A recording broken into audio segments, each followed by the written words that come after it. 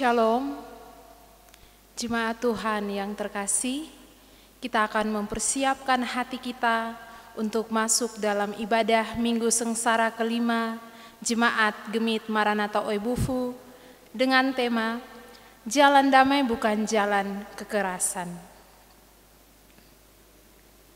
Dengarlah hai langit dan perhatikanlah hai bumi, sebab Tuhan semesta alam berfirman, orang-orang yang menabur dengan mencucurkan air mata akan menuai dengan bersorak-sorai. Orang-orang yang berjalan maju dengan menangis sambil menabur benih pasti pulang dengan sorak-sorai sambil membawa berkas-berkasnya. Jemaat Tuhan dipersilahkan berdiri, kita menyanyikan Kidung Jemaat nomor 4, bait pertama.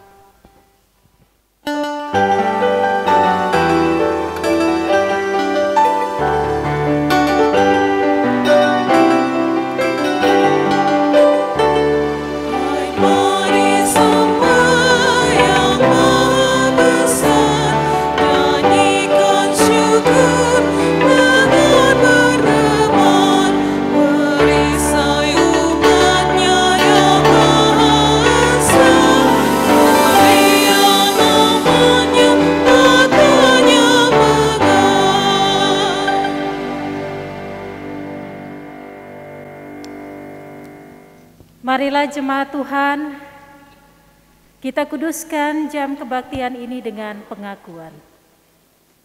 Pertolongan kita adalah di dalam nama Tuhan yang menciptakan langit dan bumi.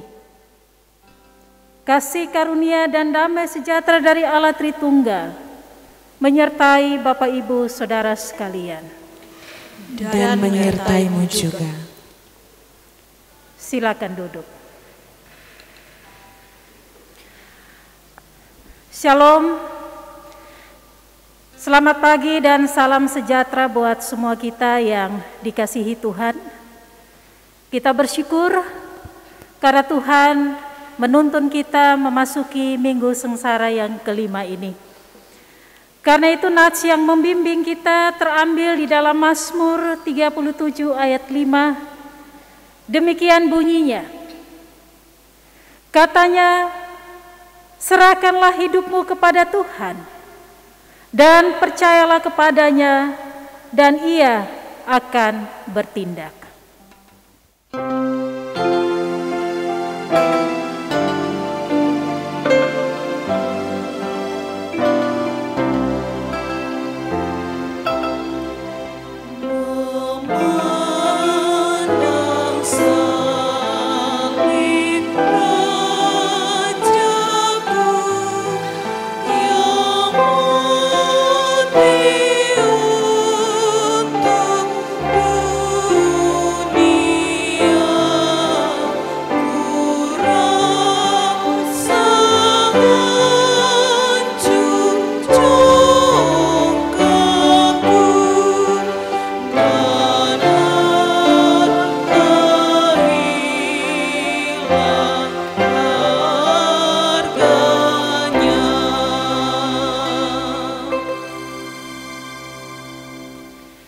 Jemaat Tuhan yang terkasih, marilah dengan penyesalan dan dalam ketulusan hati kita mengakui dosa-dosa kita yang telah menghantar Mesias menuju jalan kesengsaraan.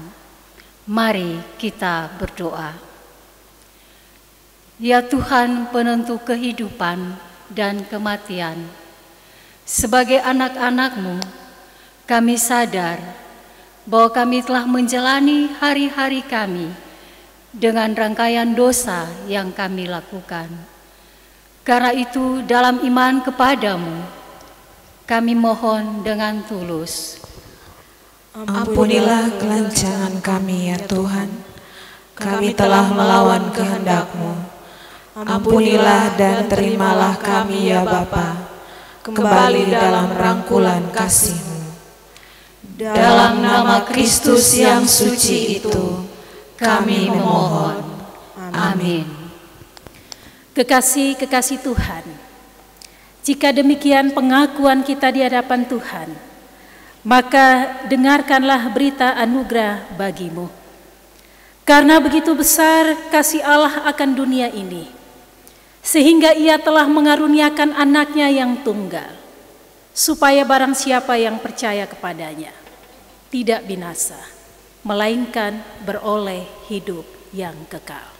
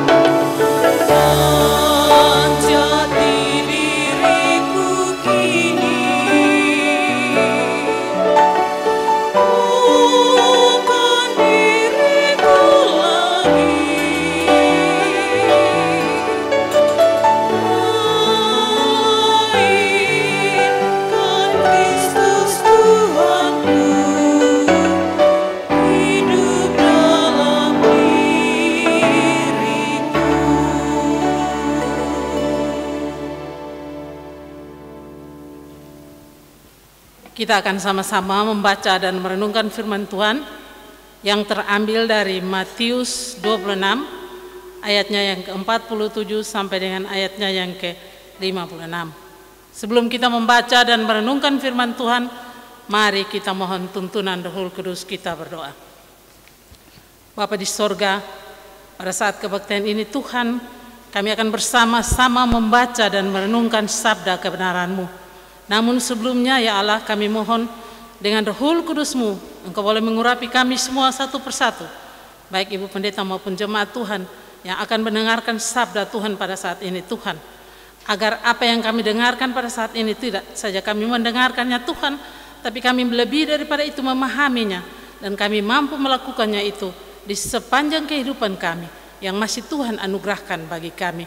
Demi Yesus Kristus firman yang hidup, kami berdoa. Amin.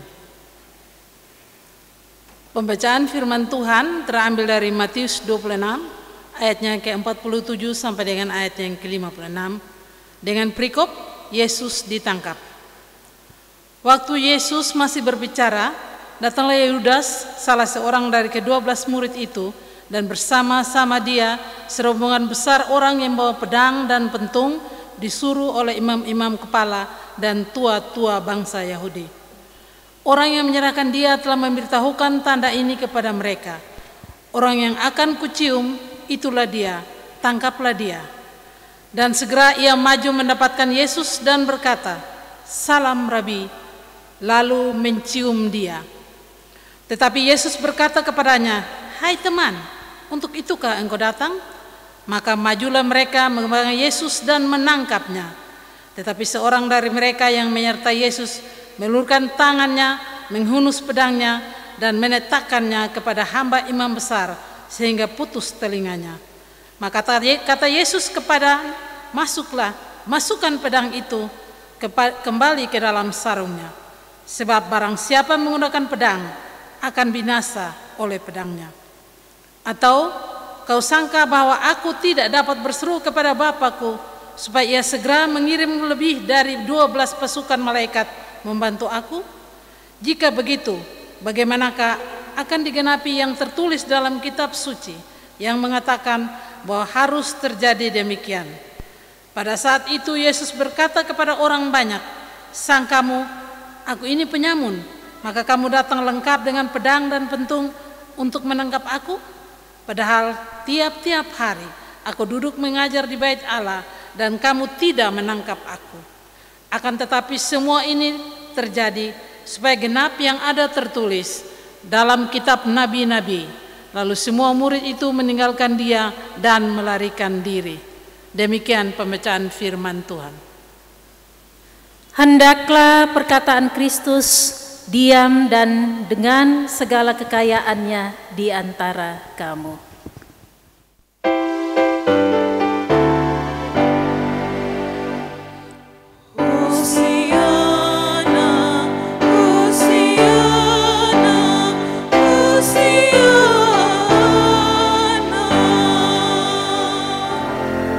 Shalom.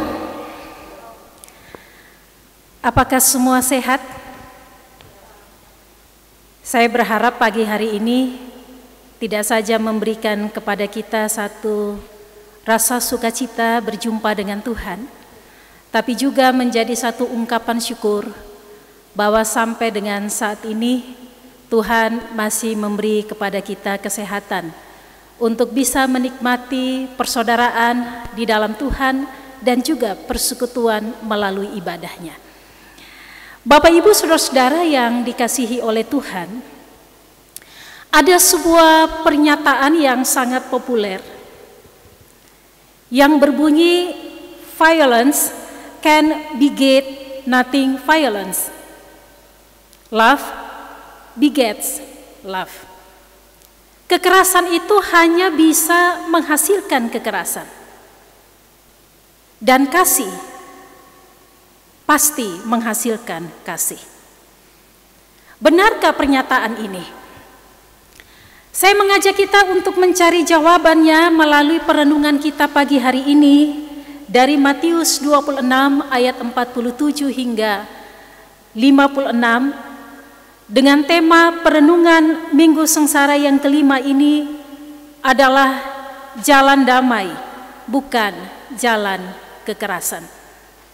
Saudara-saudara yang dikasihi oleh Tuhan, kita semua sadar bahwa dunia kita ini diatur dengan berbagai aturan yang menolong kita untuk dapat hidup secara baik, aman, tentram, dan juga damai.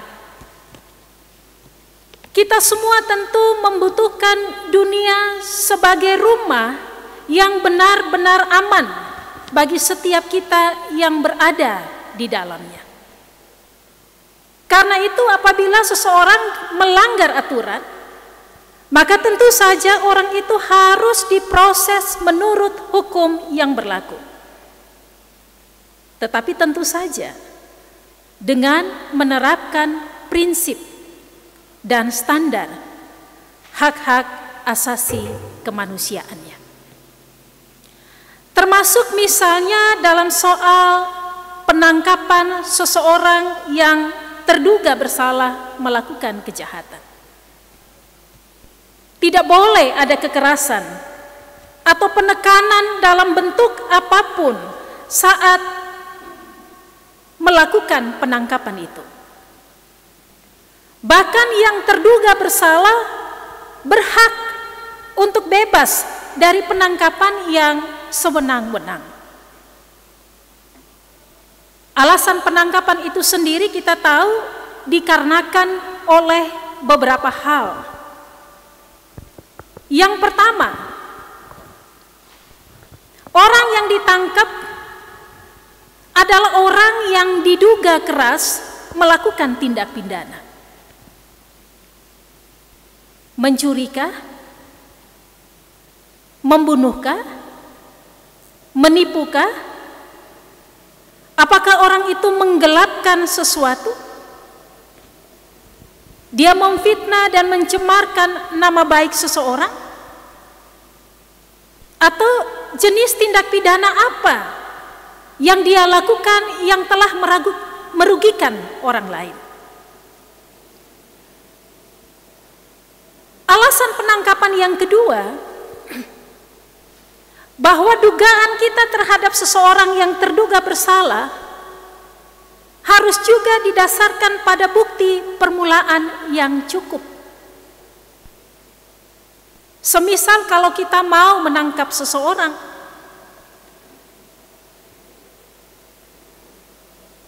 kita perlu memberitahukan kepada orang itu apa yang menjadi bukti yang cukup meyakinkan orang itu harus ditangkap.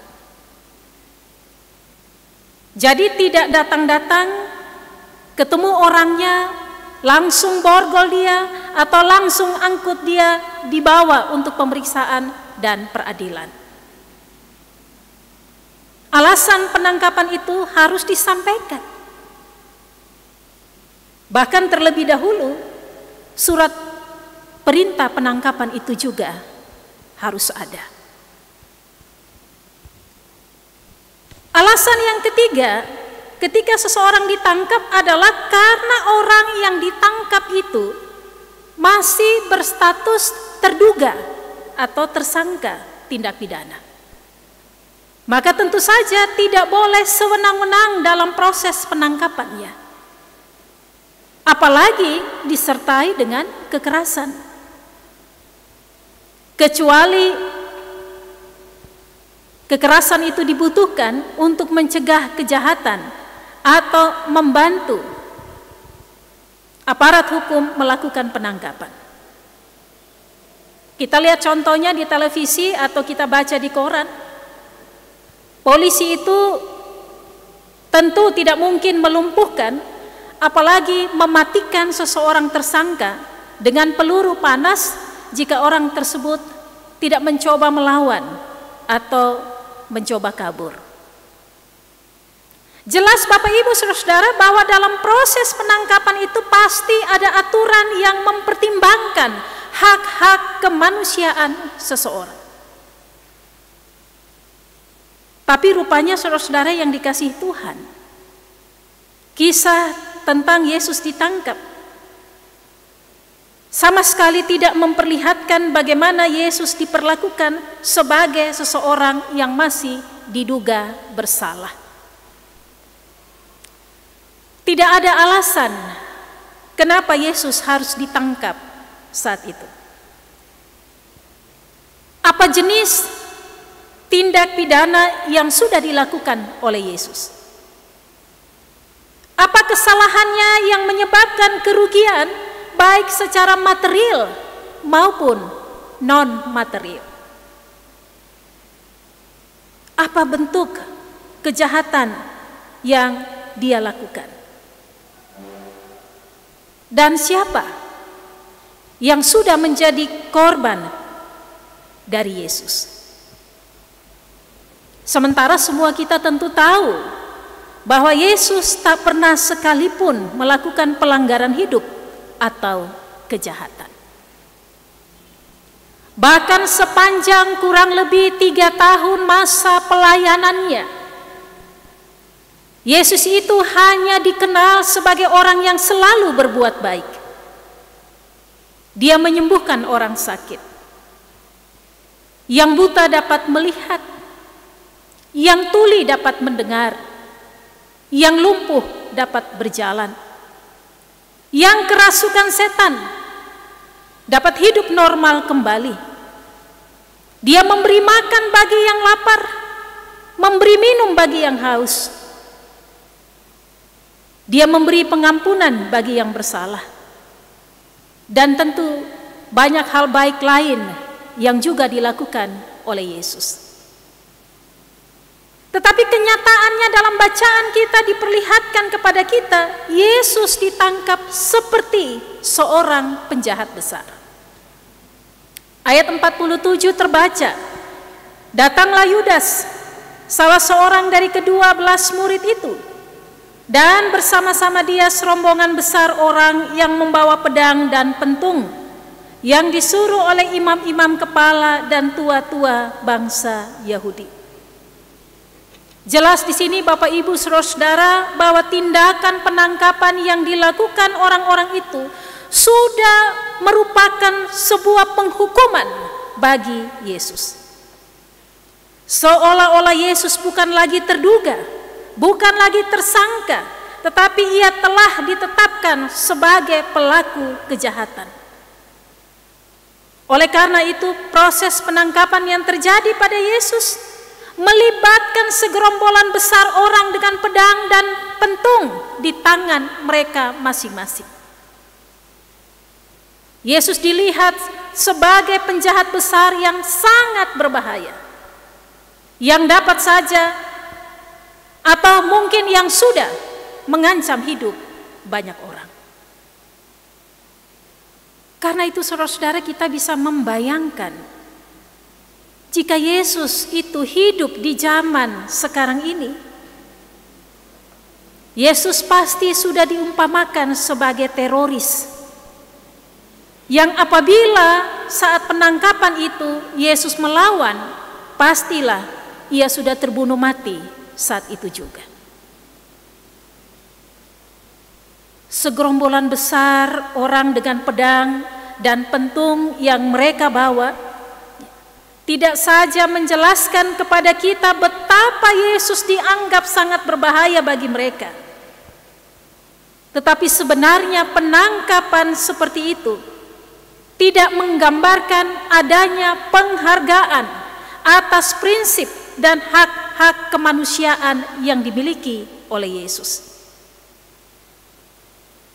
Idealnya Bapak Ibu Saudara-saudara, Yesus berhak untuk diperlakukan sebagai orang yang belum tentu bersalah selama sampai terbukti bersalah di pengadilan. Seharusnya Yesus diperlakukan dengan asas praduga tak bersalah, sehingga bentuk dan cara penangkapannya haruslah tetap menghargai kemanusiaannya. Namun saudara-saudaraku yang dikasihi Tuhan, justru di tengah kondisi yang tidak adil itu, di tengah kondisi yang timpang ini, Yesus digambarkan sangat tenang. Yesus sabar mengikuti semua proses yang dialaminya. Sekalipun cara dan bentuk penangkapannya sangat berbau kekerasan, kita melihat bahwa Yesus merespon kekerasan yang dialaminya dengan tetap menyatakan kasih kepada musuh-musuhnya. Kejahatan tidak boleh dibalas dengan kejahatan. Yesus sadar jika jalan kematiannya bukan di atas sebuah pedang, tetapi pada salib lambang kutuk dosa itu. Kita bisa baca itu pada ayat 52 hingga ayat 54. Sekalipun memang esensi dari penyaliban bukanlah kematian itu sendiri, melainkan pada penderitaan saat menjelang kematiannya. Yesus sadar bahwa ketaatannya kepada Bapanya di surga harus membawa dia berjalan pada jalan penderitaan, jalan via dolorosa. Karena itu, Yesus tidak melawan saat dia ditangkap. Bukan karena Yesus tidak bisa menghindar, bukan karena Yesus tidak bisa menghadapi segerombolan orang yang datang kepadanya, tetapi karena Yesus tidak pernah mau memakai kekuasaannya sebagai alat untuk melindungi diri sendiri. Berbagai kekerasan dan penderitaan harus Yesus tanggung sebagai bagian dari kehendak Allah atas kehidupannya.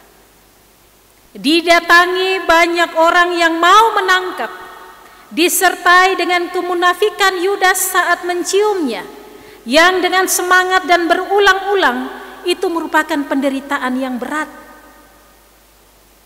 Tidak ada derita yang lebih hebat selain yang diakibatkan oleh kekerasan dan pengkhianatan orang-orang terdekat. Namun Bapak Ibu kekasih-kekasih Tuhan, dari apapun bentuk kekerasan yang diterima Yesus saat itu, sekali lagi bahwa Yesus tidak meresponnya dengan kekerasan juga. Malahan firman Tuhan berkisah bagi kita, Yesus membalas perlakuan kurang menyenangkan dari mereka yang mau menangkapnya, justru dengan kasih-Nya yang begitu besar. Pada ayat yang ke-50, Yesus menyapa Yudas dengan kata teman.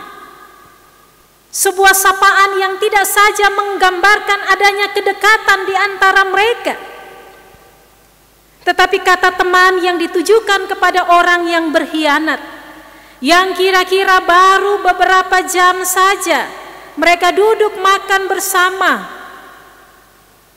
dan mencelupkan tangannya ke dalam pinggan bersama-sama dengan dia, merupakan sebuah ekspresi betapa Yesus memiliki kelembutan hati. Yesus memiliki kesabaran. Yesus memiliki kasih kepada siapapun. Tidak ada rasa kecewa, tidak ada rasa marah, apalagi rasa dendam Yesus kepada Yudas ketika Yesus menyapa Yudas dengan kata, "Hai teman." Di sini Bapak Ibu Saudara-saudara, Yesus mengajarkan kepada kita untuk dapat menahan diri dari kebencian dan kepahitan serta kata-kata yang jahat saat kita dikhianati oleh orang terdekat. Kita diajarkan untuk bisa menahan diri dari sikap dan kata-kata kita yang jahat dalam merespon sebuah situasi yang membuat kita mengalami kepahitan. Bahkan di ayat yang ke-52, Yesus masih mengajar mereka untuk tidak melakukan kekerasan. Kata Yesus, barang siapa menggunakan pedang, ia akan binasa oleh pedang. Apa yang Yesus ajarkan ini Bapak Ibu Saudara-saudara tentu berbeda dengan kecenderungan kita sebagai manusia pada umumnya. Tak ada manusia yang dapat bertahan dan memaklumi kekerasan yang dialaminya. Seringkali yang terjadi, kekerasan justru dibalas dengan kekerasan. Membalas jahat dengan jahat adalah pilihan yang diambil oleh manusia pada umumnya. Tetapi di sini Yesus mengajarkan sebuah prinsip hidup bagi orang yang taat pada kehendak Bapa. Tidak lain dan tidak bukan adalah menyatakan damai di tengah-tengah kekerasan. Damai yang dimaksud itu Bapak Ibu Saudara-saudara bukanlah memilih diam agar selamat. Damai itu bukan pasrah karena tidak ada pilihan. Tetapi damai yang dari Allah adalah tetap menyatakan kasih dan kebenaran di tengah-tengah situasi yang sulit. Sekalipun untuk itu ada harga yang harus dibayar. Karena itu kita membaca dalam teks bacaan kita, Yesus tidak saja mengajar tentang jalan damai di tengah kekerasan, tetapi Yesus juga membuktikannya dengan sebuah tindakan nyata di mana ia menyatakan kuasa kesembuhan kepada hamba imam besar yang putus telinganya akibat sabetan pedang salah satu murid Yesus. Dan pada ayat yang ke-54, Yesus justru menerima kekerasan yang dialaminya sebagai sebuah nubuat yang tergenapi. Dan ini tentu mengingatkan kita dengan doa yang Yesus panjatkan kepada Bapanya di Taman Getsemani. Ya Bapa, jikalau sekiranya mungkin, biarlah cawan ini lalu daripadaku. Tapi janganlah seperti yang ku kehendaki, melainkan seperti yang kau kehendaki. Bapak, Ibu, saudara-saudara, kekasih-kekasih Tuhan, minggu ini kita sudah masuk pada minggu sengsara yang kelima. Kita diingatkan bagaimana Yesus sudah mendahului kita merasakan berbagai penderitaan akibat sebuah kekerasan. Dia mengajarkan kita bagaimana bertahan dan menghadapi penderitaan karena suatu kekerasan. Tapi ada satu prinsip dalam sikap dan pengajarannya, yaitu jangan membalas kekerasan dengan kekerasan. Tetapi berbuatlah baik dan lakukanlah kasih justru di saat kita menderita karena sebuah kekerasan yang sementara kita alami. Mungkin hal ini terasa sulit bagi kita sebagai manusia yang masih terdiri atas darah dan daging ini. Tetapi jika kita mau menjadi pengikut Kristus, maka panggilan kita adalah menghadirkan damai sejahtera, shalom Allah dalam cara hidup sehari-hari sebagai orang yang mau cinta damai dan anti menolak kekerasan. Anti dan menolak kekerasan. Bapak, Ibu, saudara-saudara, dunia kita ini sudah sesak dengan kekerasan. Kekerasan ada di mana-mana. Tidak sedikit orang menjadi korban justru ketika orang itu sudah berbuat baik dan benar. Tidak sedikit orang yang sudah jadi korban hanya karena keegoisan kita, kepentingan kita, karena uang, karena kuasa, karena jabatan, atau karena kerakusan kita. Ironisnya, kekerasan justru seringkali dilakukan oleh orang-orang terdekat yang dikenal baik, yang sudah dianggap teman, sudah jadi saudara, orang yang dipercaya, orang yang berjalan bersama-sama, makan bersama, bahkan mungkin tidur bersama. Dan kekerasan yang muncul dari orang terdekat akan menjadi sebuah penderitaan yang paling pahit. Dan itu sudah Yesus alami. Namun Yesus menegaskan bahwa kasih, kelemah lembutan, dan sabar harus menjadi ciri dari para pengikut-pengikutnya. Kita tidak boleh terpancing untuk membalas kejahatan orang lain atas kita dengan kejahatan juga. Tidak saja dalam bentuk tindakan, tapi juga tidak boleh membalas dalam bentuk perkataan yang jahat. Sebab sesungguhnya hal balas membalas itu adalah bagiannya Tuhan. Bagiannya kita adalah tetap memberlakukan kasih, apapun resikonya. Terlebih-lebih tentu saja kepada mereka yang menjadi musuh kita, atau yang memusuhi kita, yang berkhianat kepada kita, dan yang telah membuat kita menderita. Nats pembimbing di awal ibadah kita mengingatkan kita tentang hal yang sama, bahwa ketika kita masuk dalam penderitaan, kita mengalami kepahitan karena sebuah pengkhianatan. Firman Tuhan mengingatkan kepada kita, serahkanlah hidupmu kepada Tuhan dan percayalah kepadanya, dan Ia akan bertindak. Karena itu Yesus mengajak semua kita untuk terus memilih jalan damai dan bukan jalan kekerasan untuk menjalani hidup yang memang keras ini. Damai bukan berarti diam, pasrah dan tidak berbuat apa-apa.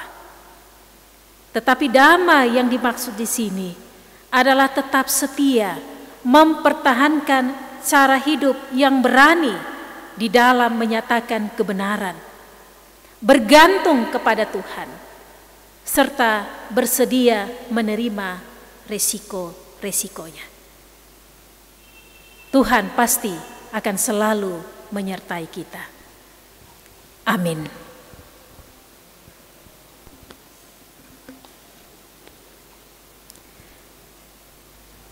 Jemaat Tuhan, marilah bersama-sama dengan seluruh umat percaya di segala waktu dan tempat, sambil kita berdiri, kita memperbaharui pengakuan iman kita dengan menyanyikan Kidung Jemaat 280 ayat 1 hingga ayat yang ketiga.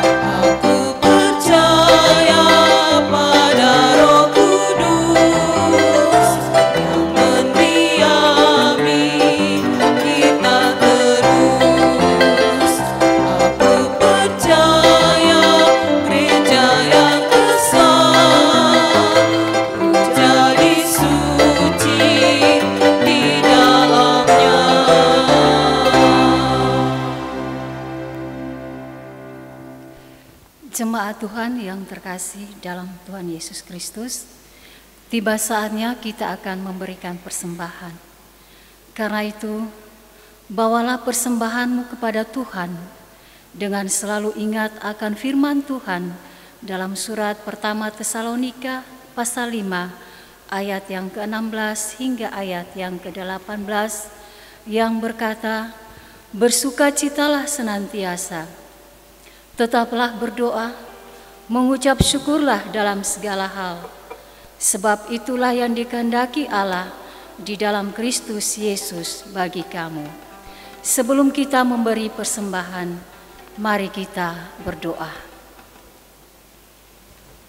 Bapa di dalam kerajaan sorga, Bapa yang kami puji dan kami sembah di dalam nama anak-Mu Yesus Kristus, yang adalah Tuhan dan Juru Selamat kami. Kami sangat mengucap syukur dan berterima kasih ya Bapa, untuk persekutuan yang indah yang Tuhan buat bagi kami saat ini. Tiba saatnya kami akan memberikan persembahan yang telah kami siapkan. Kami mohon di dalam nama Tuhan Yesus Kristus, sumber berkat itu. Bapa memberkati setiap persembahan yang akan kami berikan, agar biar persembahan ini Tuhan terus dan dapat menjadi berkat untuk pelayanan pekabaran Injil-Mu di muka bumi ini, terkhususnya di dalam gereja Maranatha Oebufu. Terima kasih Bapa di sorga, ini doa kami. Di dalam nama Tuhan Yesus Kristus, persembahan yang hidup, kami berdoa. Amin.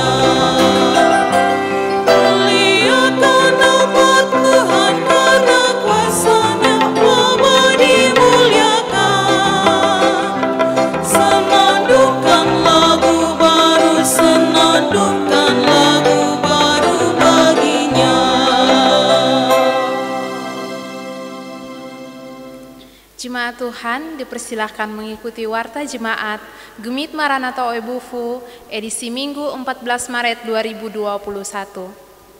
Majelis Jemaat Maranatha Oebufu menyampaikan salam damai sejahtera, salam sehat, selamat berbahagia kepada seluruh jemaat Maranatha Oebufu maupun jemaat-jemaat yang telah mengikuti ibadah di rumah via online, Facebook, dan YouTube Gemit Maranatha Oebufu dalam Minggu Sengsara Kristus yang kelima saat ini. Kiranya pengorbanan Kristus yang sempurna itu memperbaharui iman kita. Yang memimpin kebaktian Minggu Sengsara kelima saat ini adalah Pendeta Dr. Sarlinda A. Kisek, MSI. Atas nama Majelis Jemaat kami ucapkan terima kasih. Informasi kegiatan jemaat. 1.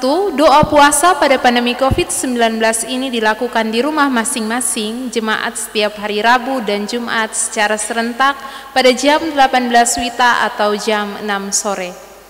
2. Dalam rangka memutus mata rantai penyebaran pandemi COVID-19 yang hingga saat ini jumlah orang yang terinfeksi dari hari ke hari semakin meningkat, demikian juga yang meninggal dunia. Karena itu kami tetap menghimbau kepada jemaat Maranatha Oebufu tetap mematuhi protokol kesehatan, yakni 1. Mencuci tangan dengan sabun di air yang mengalir dan gunakan hand sanitizer. 2. Menjaga jarak di tempat umum dan hindari kerumunan. 3. Menggunakan masker dengan benar sesuai protokol kesehatan jika di luar rumah. 4. Hindari bersalaman apalagi berciuman saat bertemu. 5. Tetap di rumah jika tidak terlalu penting untuk keluar ke rumah. Karena COVID-19 ini bukan penyakit yang membuat aib keluarga, maka kami menghimbau jika ada anggota jemaat yang terpapar COVID-19, segera menginformasikan ke koordinator rayon atau koran dan ke gereja, yaitu ke tim gereja siaga bencana jemaat Maranatha Oebufu, guna ditindaklanjuti dengan pendampingan-pendampingan dalam bentuk doa dan penguatan dari gereja. Kita harus saling menguatkan dalam doa agar kita semua terhindar dari COVID-19, demam berdarah, dan penyakit berbahaya lainnya. 3. Dari Sekretariat JMO. Sekretariat JMO membutuhkan 1 karyawan untuk membantu pelayanan di sekretariat sebagai tenaga koster gereja.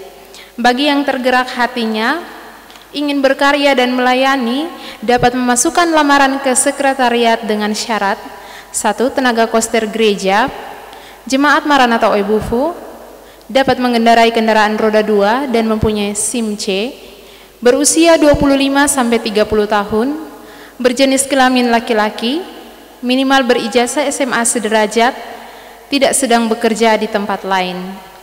Bagi pelamar laki-laki ada ketentuan atau syarat tambahan, yaitu bukan peminum, perokok, pengguna narkoba dengan melampirkan surat bebas narkoba dari kepolisian. Lamaran ditulis tangan ditujukan ke MJH-JMO dengan dilampirkan fotokopi KTP, fotokopi akte kelahiran, fotokopi kartu keluarga, keterangan dari koordinator rayon atau koran, fotokopi SIM-C, fotokopi ijazah yang dilegalisir. Pendaftaran mulai dibuka sejak tanggal 1 sampai dengan 20 Maret 2021, akan dilanjutkan dengan percakapan dan tes atau uji kemampuan oleh MJH.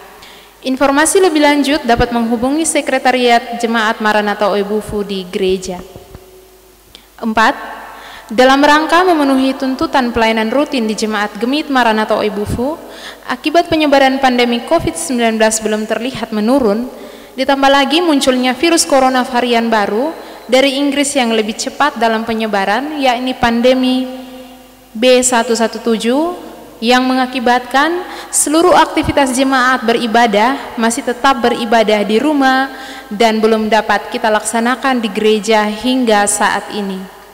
Untuk itu perlu kami umumkan bahwa persiapan atau kelengkapan perjamuan Kudus Triwulan 1 akan dilaksanakan bersama dengan kebaktian utama Minggu 21 Maret 2021 yang disiarkan dari gereja pada jam 6 WITA, atau liturgi yang dikirim ke masing-masing rumah tangga jemaat atau online melalui YouTube. Karena itu bagi anggota SIDI jemaat yang akan mengikuti perjamuan kudus dan kebaktian utama Minggu 21 Maret 2021 tersebut, Perjamuan Kudus Triwulan 1 tahun 2021 dilaksanakan pada hari Selasa 23 Maret 2021 mulai jam 9 WITA yang dipusatkan di rumah jemaat atau sel melalui rumah koordinator rayon. Yang akan melayani adalah pendeta, pendamping terhadap presbiter rayon, serta keluarga koordinator rayon, kemudian dilanjutkan oleh presbiter yang melayani jemaat di rumah atau sel. Dimohon koordinator rayon dapat mengambil bahan perjamuan kudus sehari sebelumnya di gereja yang sesuai dengan jumlah anggota SIDI di rayon seperti pada data tahun 2020 yang ada di sekretariat. Mohon kerjasama dari koordinator rayon, presbiter rayon agar berita ini dapat disampaikan ke seluruh jemaat sehingga kegiatan perjamuan kudus Triwulan 1 tahun pelayanan 2021 dapat diikuti oleh seluruh anggota SIDI jemaat dan dapat berjalan dengan baik. Atas kerjasamanya kami ucapkan terima kasih. Demikian warta jemaat. Atas perhatian seluruh jemaat atau keluarga yang mengikuti ibadah dari rumah, diucapkan terima kasih. Tuhan Yesus memberkati. Bapak Ibu, saudara-saudara yang dikasihi Tuhan, mari kita menundukkan kepala dan kita mengangkat hati kita dengan segala ungkapan syukur kita di dalam doa syafaat. Kita berdoa. Ya Allah yang rahmani dan rahimi, Bapa pencipta dan pemelihara hidup, betapa kami bersyukur memiliki Allah yang hidup seperti Engkau. Sebab Engkau tidak saja menyediakan kepada kami kesempatan untuk hidup, tapi juga Tuhan menolong kami untuk hidup di dalam kehendak-Mu. Karena itu, dalam persekutuan yang indah di pagi hari ini, kami yang berhimpun di setiap rumah tangga kami, di wilayah pelayanan Jemaat Maranatha Oebufu, kami boleh dibawa untuk kembali mengingat dan mengenang penderitaan-Mu saat di mana Engkau ditangkap untuk memasuki satu bentuk penyalipan guna keselamatan yang Kau tujukan bagi setiap orang yang percaya kepadamu. Engkau adalah Allah yang terlebih dahulu melewati semua bentuk sukar dan sulit itu. Engkau merasakan pahitnya dihianati orang-orang terdekat. Engkau sendiri merasakan bagaimana ketidakadilan dan ketidakbenaran itu ditimpahkan kepadamu, yang adalah Allah yang benar, yang banyak melakukan perbuatan-perbuatan baik.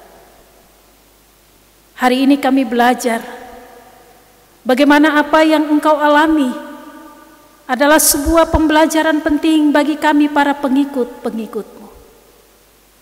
Bahwa kami harus juga siap memasuki bentuk penderitaan yang kami alami karena kekerasan berbagai bentuk dan wujudnya yang terjadi dalam kehidupan kami tiap-tiap waktu. Kami diajarkan bagaimana menahan diri untuk tidak membalas jahat dengan jahat. Menahan diri untuk melakukan sebuah ekspresi pembelaan diri dengan sebuah tindakan yang kasar dan juga keras. Allah mengajarkan kepada kami betapa kami harus memiliki cinta kasih Kristus. Tetap mengasihi dan merangkul mereka yang memusuhi kami, bahkan yang pernah berkhianat kepada kami.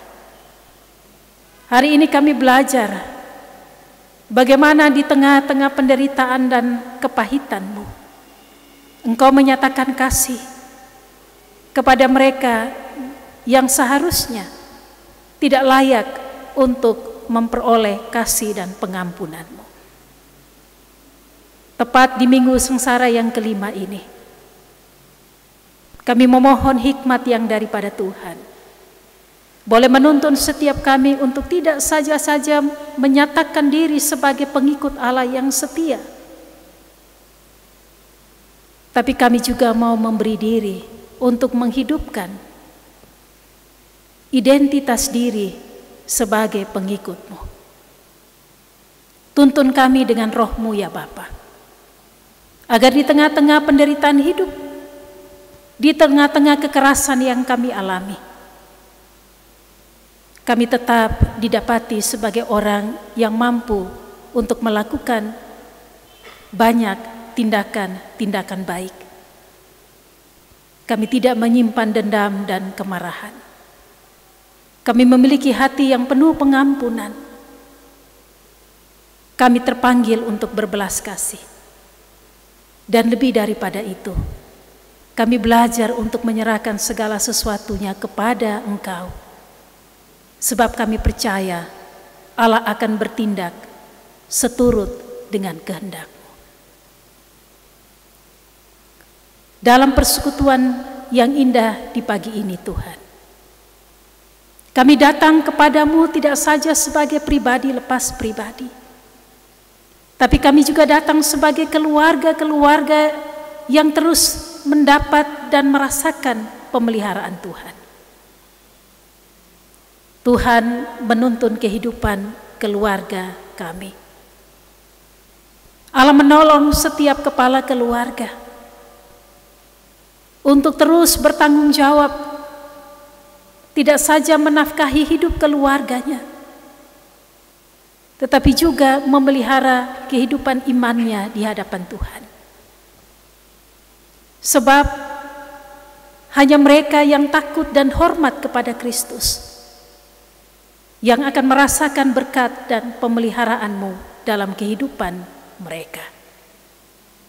Kami bersyukur karena kami masih berhimpun bersama-sama dengan orang-orang yang kami kasihi dan yang mengasihi kami. Kami sadar bahwa hidup yang kami jalani tidak luput dari berbagai penderitaan, pergumulan, bahkan sakit penyakit. Tetapi di dalam Tuhan, Allah memampukan kami untuk melewatinya. Bahkan juga di dalam Tuhan Engkau memberi kami kekuatan dan kesabaran untuk menanti apa yang menjadi pengharapan kami. Karena itu terimalah ungkapan syukur kami sebagai anak-anak Tuhan yang merasakan betul betapa baiknya Tuhan menuntun dan memelihara kehidupan setiap kami. Hari ini kami berdoa bagi pemerintah bangsa kami dengan berbagai program-program pembangunan yang sementara dilakukan di tengah-tengah masa pandemi COVID-19 ini. Tentu ada tantangan, ada hambatan, dan apa yang mereka lakukan tidaklah mudah. Tetapi kami percaya Tuhan berkenan untuk memberkati bangsa dan negara ini. Tuhan berkenan untuk menuntun pemimpin-pemimpin bangsa kami, baik dari tingkat pusat hingga ke daerah, kota, dan kabupaten. Kami juga percaya ya Tuhan, Engkau tidak saja menuntun para pemimpin bangsa kami, tapi Engkau juga menuntun setiap orang untuk mengarahkan kehidupannya ke jalan perdamaian. Engkau menolong mereka dengan hikmat dan kuasa-Mu, agar mereka tidak menimbulkan kekerasan baru, tapi mereka dapat menciptakan terang Kristus di tengah-tengah kehidupan bersama-sama dengan orang lain. Karena itu kami berdoa bagi pejuang hak asasi kemanusiaan, dimanapun mereka berada, baik di medan-medan peperangan, ataupun juga di rumah-rumah sakit, di tempat-tempat di mana Allah mengutus mereka untuk bersolidaritas dengan sesama mereka demi nilai dan hak-hak kemanusiaan yang mereka junjung tinggi. Kami percaya Tuhan berkenan untuk memberkati semua mereka.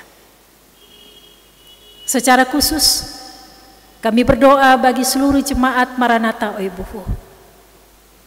Kami tahu di saat-saat sulit seperti sekarang ini, Tuhan tak pernah meninggalkan kami. Tuhan menuntun para hamba-hamba-Mu, para presbiter, pendeta, penatua, diaken, pengajar. Engkau juga menuntun semua orang yang terlibat di dalam pelayanan. Bahkan Engkau juga menyertai seluruh jemaat Tuhan, dari yang kecil hingga yang sudah memasuki usia lanjut. Kami percaya jemaat Tuhan yang sementara terbaring sakit sekarang ini, yang lemah dan tak berdaya, Tuhan sementara memelihara dan melawat mereka. Kami juga percaya Tuhan memberi penghiburan bagi mereka yang mengalami kedukaan dan rasa kehilangan. Kami juga sungguh percaya Tuhan sementara membangkitkan kekuatan dan memberikan pengharapan kepada mereka yang hilang harapan. Karena di dalam Tuhan, kami sungguh menikmati hidup sebagai anak-anak yang sudah diselamatkan, yang dibebaskan dari kutuk maut, dan lebih daripada itu, diizinkan untuk hidup bersekutu dengan Engkau, Allah yang kudus. Kami berdoa, kiranya Tuhan terus menuntun kami di sepekan minggu yang baru ini. Hindari kami dari segala yang jahat. Jangan biarkan kami masuk di dalam pencobaan hidup. Lepaskanlah kami dari hal-hal yang akan mencelakai hidup kami. Tuntunlah kami di dalam damai-Mu, agar kemanapun kami berada, damai Kristus itu tetap bernyala, dan kami boleh menjadi saluran berkat bagi umat-Mu di tengah-tengah persekutuan kami. Hanya ini doa dan pengharapan hidup kami. Dan hanya di dalam nama Yesus Kristus, Tuhan dan Juru Selamat, kami sudah datang kepadamu dan menaikkan segala ungkapan syukur kami. Terpujilah Allah Tritunggal. Amin. Bapak Ibu kekasih-kekasih Tuhan, kita telah sampai di penghujung ibadah kita pagi hari ini. Karena itu saya mempersilakan semua kita untuk berdiri. Renungkanlah firman Tuhan yang terambil di dalam Yohanes 16 ayat 20 yang berbunyi demikian. Sesungguhnya kamu akan menangis dan meratap, tetapi dunia akan bergembira. kamu akan berduka cita, tetapi duka citamu akan berubah menjadi sukacita.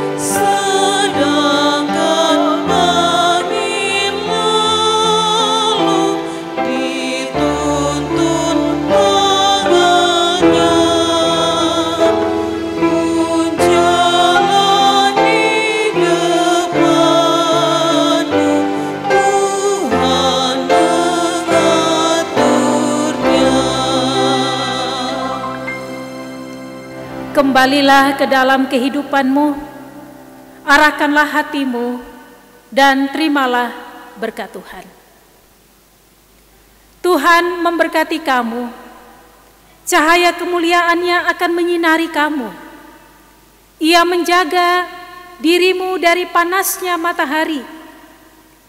Ia menjaga dirimu dari kegelapan malam yang menakutkan. Allah Bapa, Anak, dan Roh Kudus memberkati keluar masukmu dari sekarang sampai selama-lamanya.